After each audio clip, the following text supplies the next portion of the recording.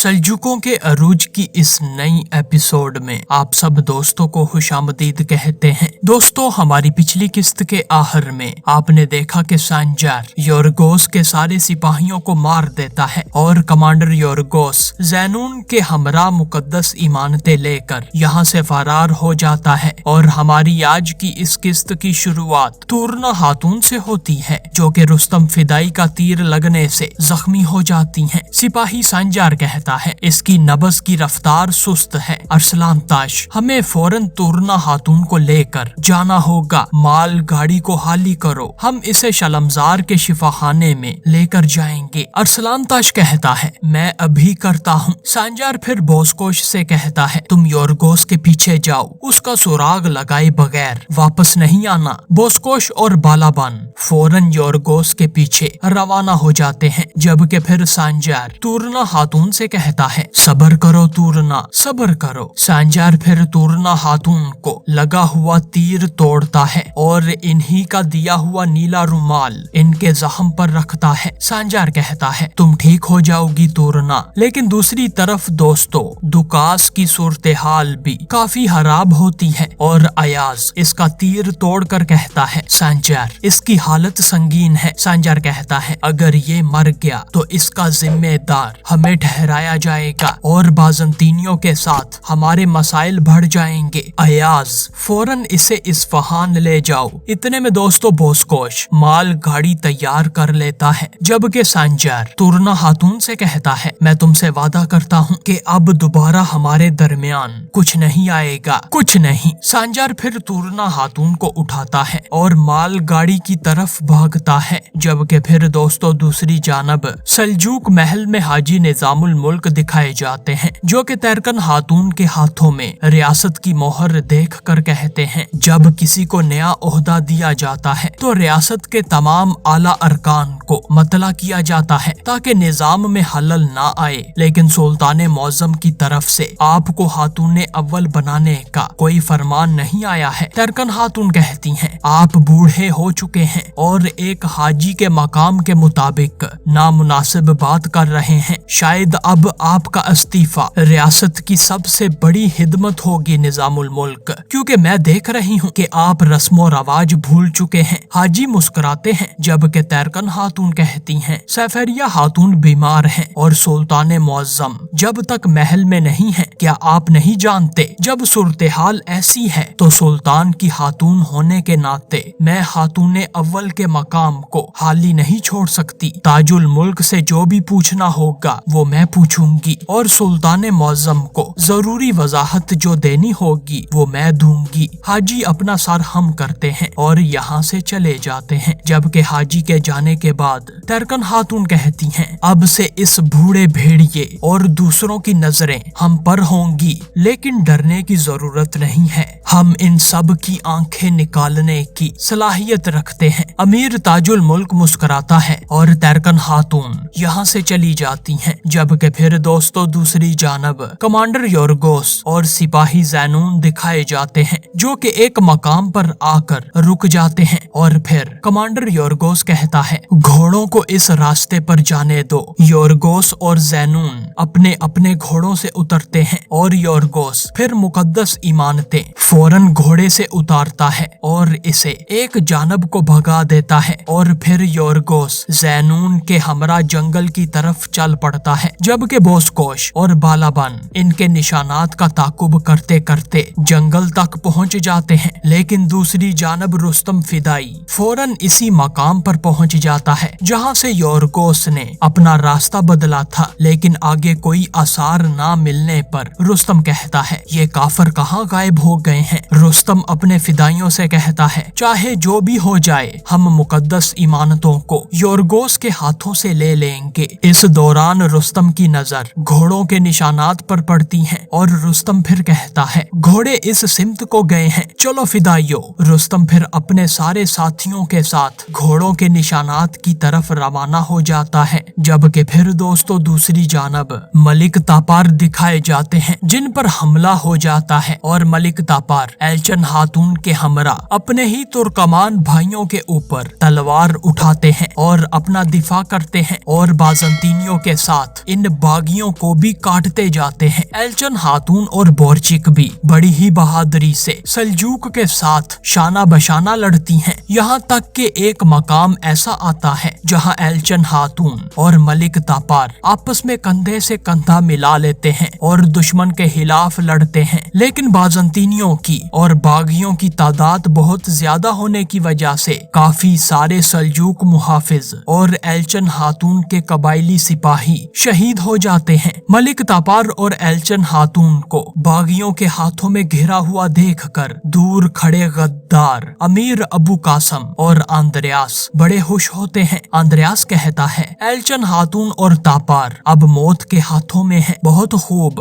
अबू कासम भी ये सुनकर गरूर से मुस्कुराता है, जबकि बायबोरा अमीर अबू कासम के साथ बड़ा ही खुश दिखाई देता है। जबकि इधर मैदाने जंग में एल्चन खातून और मलिक तापार बड़ी ही मुश्किल से अपना दिफा करते हैं और दुश्मनों के खिलाफ अपनी जंग जारी रखते हैं। लेकिन इधर आंद्रयास कहता है, अब एक मोहलक ज़रब लगाने का वक्त आ गया है। इधर आंद्रयास और अबू कासम हमले के लिए आगे बढ़ते हैं ताकि वो मैदान में जाकर मलिक तापार और एल्चन खातून का सफाया कर सके। लेकिन दूसरी सिमत से मैदाने जंग में तीर गिरना शुरू हो जाते हैं जो कि एल्चन खातून से लड़ने वाले बागियों और बाज़ंतीनियों को लगते जाते हैं और ये देखकर सारे ही बागी परेशान हो जाते हैं। जबकि अमीर अबू कासम आंद्रयास को मैदान में जाने से रोकता है और हाँपता हुआ कहता है, सुल्तान मलिक शाह। यह सुनकर आंद्रयास के भी होश उड़ जाते हैं। जबकि मैदाने जंग में फिर मलिक तापार से लड़ने वाले दुश्मन भी तीर लगने से गिरते जाते हैं और मलिक तापार हैरानगी से अपने सामने देखते हैं और सामने से एक बड़ा लश्कर सुल्तान मलिक शाह की क़यादत में यहाँ पर पहुँच जाता है। जबकि इन्हें देखकर एल्चन खातून कहती हैं, आप सही वक्त पर आए हैं सुल्तान। जबकि ऊपर चट्टान पर खड़ा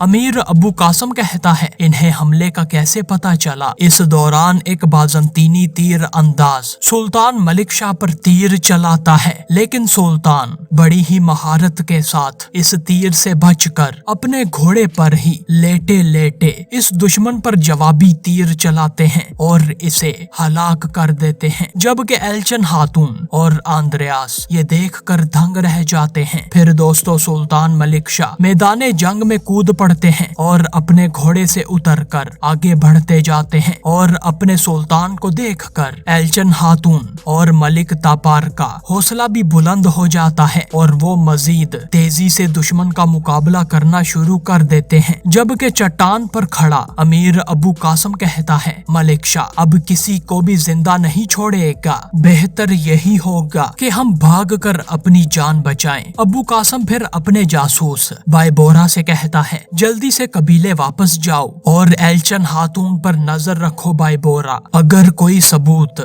हम तक रसाई देने वाला है तो इसे खत्म कर दो। बायबोरा फौरन यहाँ से रवाना हो जाता है। जबकि आंद्रयास गुस्से में मलिक शाह का नाम लेता है और फौरन यहाँ से चल पड़ता है। तीनों गद्दार फौरन यहाँ से भाग जाते हैं। जबकि मैदाने जंग में सुल्तान मलिक शाह दुश्मनों को काटते जाते हैं और आगे बढ़ते जाते हैं। जबकि हाजब कमच अपने सुल्तान के शाना बशाना बड़ी ही बहादुरी से लड़ते हैं और दुश्मनों का सफाया करते जाते हैं। इधर मलिक शाह और एल्चन खातून की तलवारें लड़ते लड़ते एक दूसरे की तलवारों से टकरा जाती हैं और फिर सुल्तान मलिक शाह अपना सर हम करके एल्चन खातून की वफादारी की तस्दीक करते हैं। जबकि इस दौरान सुल्तान के और एल्चन खातून के पीछे से दुश्मन फौजी आते हैं और एल्चन खातून और सुल्तान मलिक शाह दोनों अपनी मुखालिफ सिमत में तलवारें चलाकर एक दूसरे की जान बचाते हैं। जबकि दूसरी जानब मलिक तापार मैदान में लड़ता जाता है और फिर एक एक करके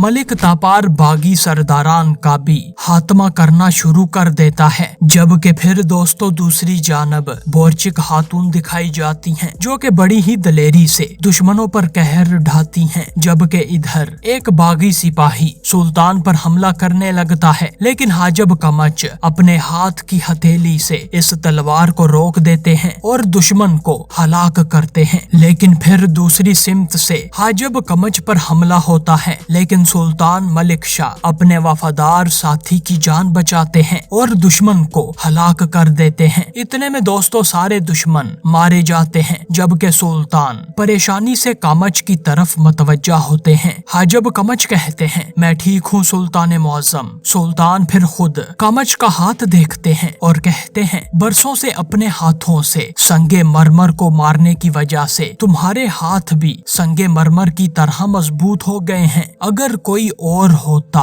तो ये हाथ कट गया होता। सुल्तान अपने एक सिपाही को इशारा करते हैं और सल्जूक फौजी फौरन भागता हुआ सुल्तान के पास आता है और इन्हें पट्टी देता है। सुल्तान मलिक शाह फिर खुद अपने वफादार साथी के हाथ पर पट्टी करते हैं, जबकि हाजब कमच कहते हैं, सुल्तान मुअज्जम आपकी जिंदगी के लिए कुछ भी कबूल है। सुल्तान कहते हैं, मेरे शेर तुम्हारी जिंदगी के लिए भी सब कुछ कुर्बान हो। अब अगली दफा मोहतात रहना, अगर तुम एक हाथ खो देते तो मैं तीर अंदाजी की मश्क किसके साथ करता। हाजब कमच मुस्कुराते हैं। फिर दोस्तों दूसरी जानब मलिक तापार दिखाए जाते हैं, जो कि मैदाने जंग में अपने सुल्तान के पास आते हैं और कहते हैं, सुल्तान मुअज्जम एलचन खातून यहाँ वक्त पर आ गई थी और वो हमारे शाना बशाना लड़ी हैं। फिर भी अगर आप ना आते तो सूरत हाल हमारे लिए भयानक होती। सुल्तान एलचन खातून की तरफ देखते हैं और फिर मलिक तापार से कहते हैं, लाशों की छानबीन करो और मुझे मालूमात दो कि ये कौन है। मलिक तापार फौरन यहाँ से रवाना हो जाते हैं, जबकि सुल्तान मलिक शाह एलचन खातून के इस अमल से काफी खुश दिखाई देते हैं। जबकि फिर दोस्तों दूसरी जानब बातनी सरबराह अब्दुल मालिक दिखाया जाता है, जो कि अपने फिदाइयों पर बड़ा फख्र करता है। लेकिन हसन और बहराम को मारने वाले फिदाई उल्टा अब्दुल मालिक के खिलाफ खड़े हो जाते हैं और इसे हंजर आगे करके घेर लेते हैं। ये देखकर बातनी दाइये आला अब्दुल मालिक कहता है, ऐसा क्यों? हसन सब्बाह कहता है, क्योंकि तुम गलत थे इब्ने आतश, तुम बहुत गलत थे। अगर एक दाइये आला से इतनी ज्यादा गलतियां सरजद हों तो वो अजीम इमाम से दस्तबरदार हो जाते हैं। बहराम ये सुनकर मुस्कुराने लगता है, जबकि अब्दुल मालिक इब्ने आतश कहता है, मैंने तुम्हें तरबियत दी है, क्या तुम अपनी नाकस अकल के साथ फैसले कर रहे हो? बहराम फिर कहता है, तुमने वाकई में हमें तरबियत दी है, लेकिन तालिबे इल्म उस्ताद पर सबकत ले गए हैं। अजीम इमाम इनका साथ देंगे जो हसन सब्बाह की तरह नाकाम नहीं होता। बहराम अपना हंजर निकालता है, जबकि हसन सब्बाह आगे बढ़ता है और अब्दुल मालिक के गले से 2 हंजरों की इलामत वाला बातनी हार निकाल कर इसे खींचता है और फिर हसन सब्बाह अपने फिदाइयों से कहता है, इस मकसद की इलामत दोहरा हंजर नहीं है। हसन सब्बाह 2 हंजरों की इलामत वाला हार नीचे गिरा देता है और वापस अब्दुल मालिक के पास आकर कहता है, पूरी दुनिया पर सिर्फ एक ही हंजर का इख्तियार होगा और वो हसन सब्बाह का हंजर है। अब्दुल मालिक अपनी आंखें बंद कर लेता है, जबकि हसन सब्बाह अपना हंजर बातनी सरबराह अब्दुल मालिक बिन आतश के दिल में उतार देता है और जब हसन सब्बाह हंजर अब्दुल मालिक के सीने से बाहर निकालता है तो अब्दुल मालिक बिन आतश नीचे गिर जाता है और हलाक हो जाता है, जबकि हसन सब्बाह फिर इस सुरख हुए हंजर को आगे करता है। इतने में बाकी बातनी भी यहाँ पर पहुँच जाते हैं, जबकि हसन सब्बाह कहता है, अब दुनिया इस हंजर की नोक के गिर्द घूमेगी। इस हंजर की चमक शैतानों में खौफ से कपकपाहट पैदा कर देगी। जो आज हमारे सरों पर चल रहे हैं वो कल खौफ के मारे अपना सर बाहर नहीं निकाल पाएंगे। मैं इस हंजर के साथ लिखी जाने वाली फतह का वादा करता हूँ। सारे बातनी फिर हसन सब्बाह के नारे लगाते हैं, दाइये आला हसन सब्बाह, जबकि हसन